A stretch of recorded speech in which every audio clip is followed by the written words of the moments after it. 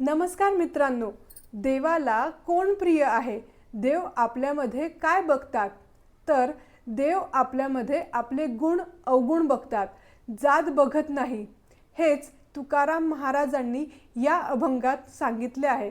आजचा अभंग आहे, कन्या गऊ करी कथेचा विक्रा, चांडाळ तो खरा तया नावे.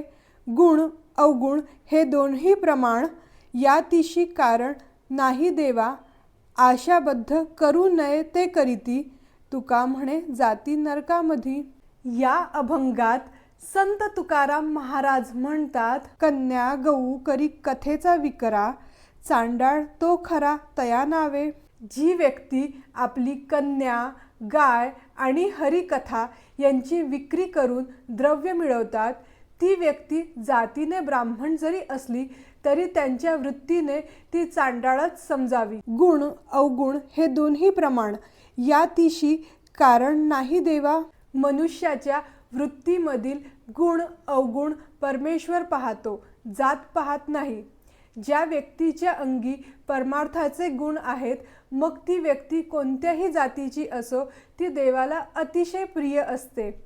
आणि ज्या व्यक्तीच्या अंगी परमार्थाचे गुण नाही, ती व्यक्ती देवाला अप्रिय आहे.